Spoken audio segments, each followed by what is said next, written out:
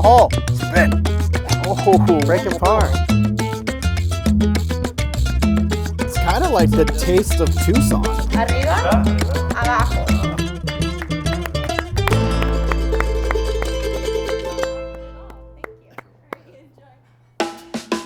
These days, we're all daydreaming about our next golf trip. Pretty sure we speak for everybody out there when saying we deserve a little getaway right now. Lucky for us, sometimes a good golf trip is simply part of our job. Enter Tucson, Arizona, located in the southeastern part of State 48, full of year-round sunshine, culture, and cuisine. At about 2,000 feet, this is the high Sonoran Desert, which means milder summer temps and one of the most biodiverse spots on the planet. You can play in the snow on Mount Lemmon. Included in Tucson's diverse bundle of outdoor activities is golf. Golf courses, the likes of which are still a secret to many people in the world. Trying to pick a place to call base camp for a trip to Tucson is challenging. There's tons of resort properties built from the ground up with golfers in mind. For this trip, we chose the Lodge at Ventana Canyon. Welcome to our golf suite, our home in Tucson. Space to sprawl out, multiple bedrooms, and they knew how to welcome us upon arrival. Yeah, buddy. Cheers to another one. Check this out. While chilling in the suite was easy, the view made it hard to sit still. We had to go explore the course.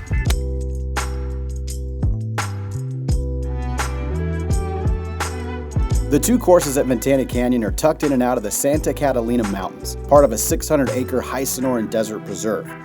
Gorgeous golf holes sprawling through the foothills and across canyons, with some hole locations making you wonder what Fazio was drinking when he drew them up.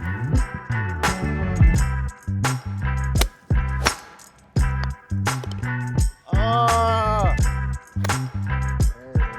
that looks good. Ventana Canyon's an amazing golf property. 36 holes, Tom Fazio Golf, tucked at the base of the Catalina Mountains.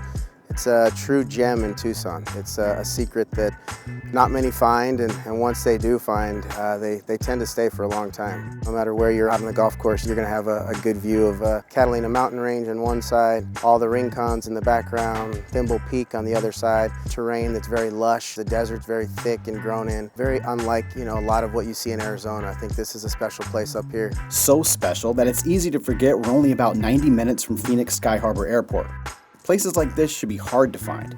Ventana is made up of the mountain course and the canyon course. The difference between the mountain and canyon courses is really your first few holes on the mountain golf course start in the mountain. You really feel like you're in it, as opposed to the canyon where you get those vistas in the background through most of your golf shots. Mountain course designed first, beautiful layout, has our scenic Mountain 3 hole, which most of our guests, that's what they want to play. Both courses are phenomenal, but the mountain course has this signature par 3 that we love it, special place. Well, here she is. Anytime you gotta climb the mountain, you know it's gonna be a pretty hole. Wow, unbelievable. Absolutely gorgeous. Beautiful stuff. How did they get a green right there? Tom Fazio, a lot of tractors. Our signature hole here at Ventana Canyon Golf and Racket Club is Mountain number 3. No matter where I go across the country, people know this hole. If they've played Ventana Canyon, for many people they say it's one of the most photographed holes west of the Mississippi. It's a short hole, about 115 yards all the way back, but very daunting from one canyon to the other.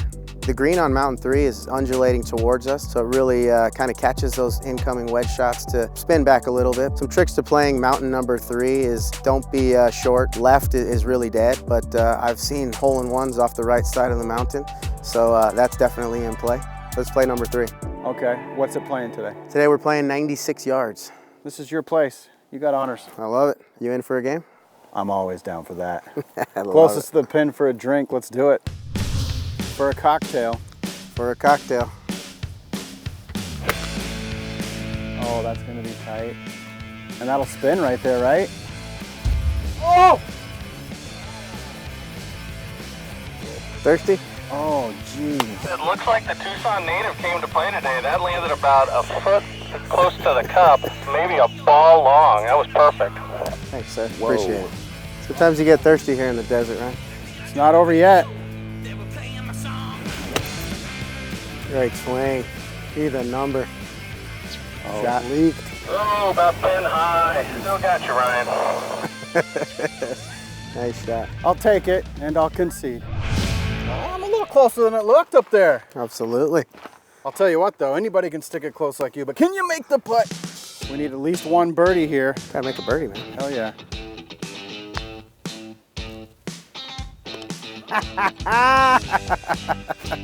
Easy game when you putt it like that. That's nice, man. Great hole. Now I gotta match it, huh? I don't know, is the cocktail still good if you don't make it? We'll find out after I hit this. Drain it. Oh, great putt. 2 birdies. One hole. 2 birdies. 2 birdies, 1 hole. My man, this place is amazing. Big fan of the Ventana. It felt good to birdie one of Tucson's signature holes, but birdies build an appetite. It's time to eat. And in Tucson, there's only one thing you can't leave without eating: Mexican food.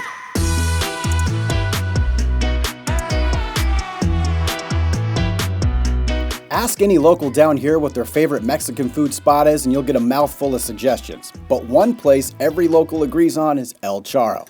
The original El Charro, founded in 1922, is the oldest Mexican restaurant in Tucson and holds the impressive title of oldest Mexican food restaurant in the country, continually operated by the same family. And when you eat at their downtown location, you're actually eating inside the family's original home built in 1896. Oh, and the family's matriarch, the original owner, Monica Flynn, is said to have invented the chimichanga. Legend says their beloved Monica Flynn was cooking in the kitchen with a bunch of kids running around. She was making burritos. I've heard of it.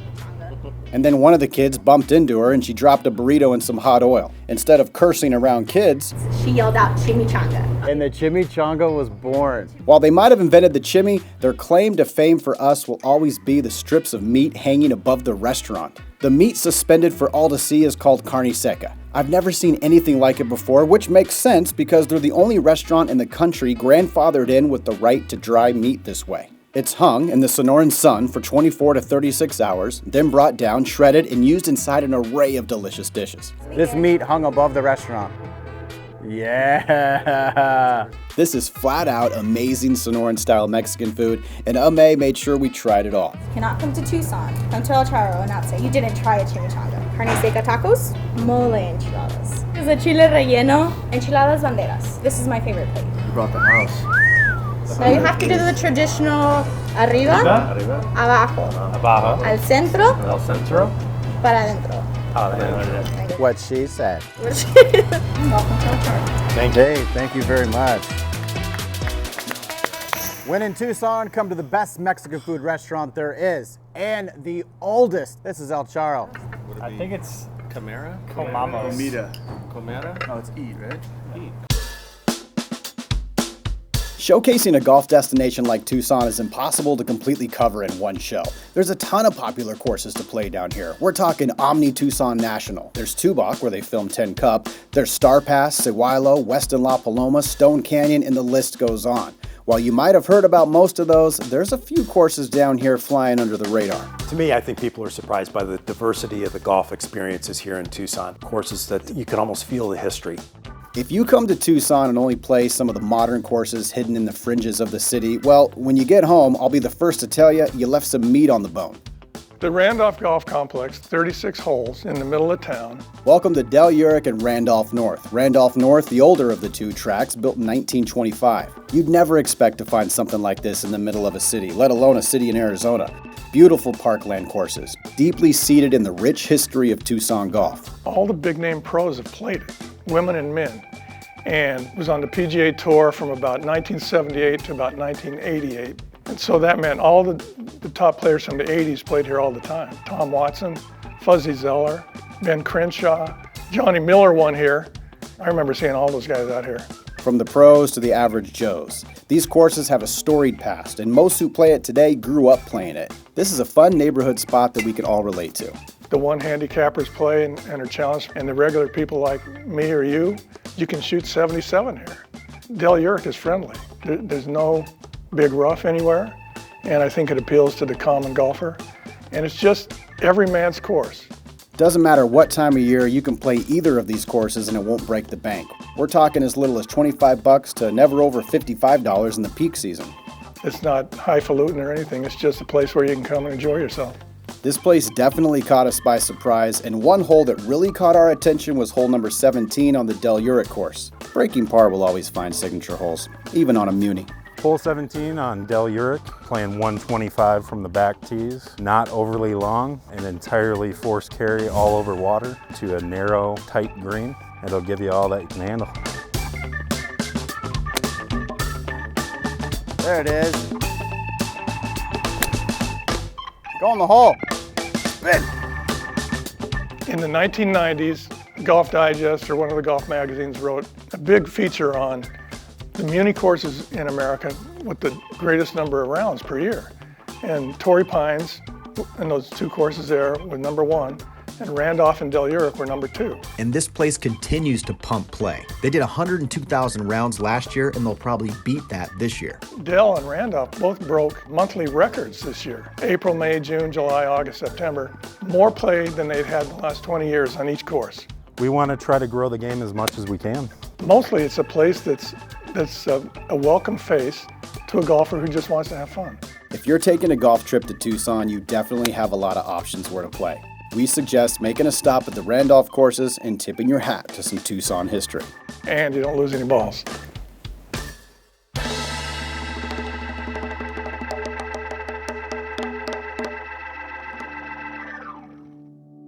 Nightcaps are a necessity on any vacation or work trip, but we wanted something a little outside the tee box. While whiskey has paired with golf for centuries, we sniffed it out a master distiller who's mixing things up a little bit down here. Delbach music. Hi, I'm Stephen Paul. I make American single malt whiskey from the Sonoran Desert. So my wife and I had a custom furniture company for 30 years that specialized in mesquite wood. Mesquite is a tree that's native to this area. I would always take my scraps home to barbecue with, and I would always tell my wife, those are our profits going up in smoke. Only half joking. That turned into an idea to dry malt over a mesquite fire to make a very regional American single malt whiskey from the great American Southwest. We're the first distillery to come up with the idea to dry malt over a mesquite fire. We do everything under this roof. We distill, bottle, and we have this tasting room which people can come for tours, which are really fun. Gentlemen, come and join me for a tasting. We'll sit down for a tasting of our 3 core products. Where do we begin? So what we're going to do is we're going to start with the classic, which we don't use smoked malt for, actually modeled after the Macallan 12 year. And then you just go 1, 2, 3, and then down, or what do we do? So actually the first little sip that you take, just hardly take any, let it hit your tongue and spread across your tongue so your tongue gets accustomed to that high proof. And then on the second sip, you can take a little more volume and evaluate it a little more. Cheers. Cheers. Cheers, Stephen. Thanks for coming. Is this the original? Your original bun? This is the first one you did? So this is the first thing I did to just learn how to make a single malt whiskey before introducing any kind of mesquite smoke component and before knowing how to, make whiskey. I had no idea what I was doing. I didn't know how to make whiskey. It took I'm gonna say 3 years before it started tasting really any good. Why does golf and whiskey go so well together? They always have. I would think it would probably go back to the days in Scotland with golf and scotch and that type of thing as well. But you throw in a great cigar every once in a while and then you have the complete package. So, yeah, well, I can picture a kind of a cold day on the links in Scotland and then coming back into the clubhouse sipping on some single malt whiskey. That's like the perfect thing. Amen. So if you want to move to the Dorado, this is the brainchild of the whole project.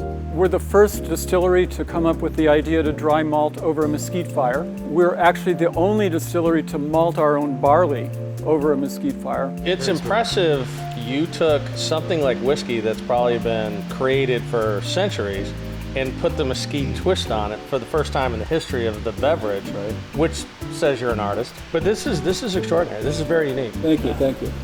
And what a cool thing. I mean, our show is about doing stuff outside the box. Our show, we're artists like you are at the end of the day. This is an outside the box experience. You're gonna come to Tucson, play great golf, but this is a cool, this is different. What's next? And we wrap up with our unsmoked Old Pueblo. which is mesquite smoked but unaged. It's what goes into the barrel to make our Dorado. This primarily is used for cocktails. Way different smell. These two smell better. They do. This one isn't really made to be smelled, really. It's made to be made in cocktails. It is. Why did I pour so much? I was going to tell you, I would probably make you a margarita with it. Yeah, I feel like I need some ginger ale in here or something. Yeah, exactly. Brent, why was this a target for us not to miss on this trip to Tucson? I think you can tell by just listening to Steven on the fact that he's able to do all of this from start to finish.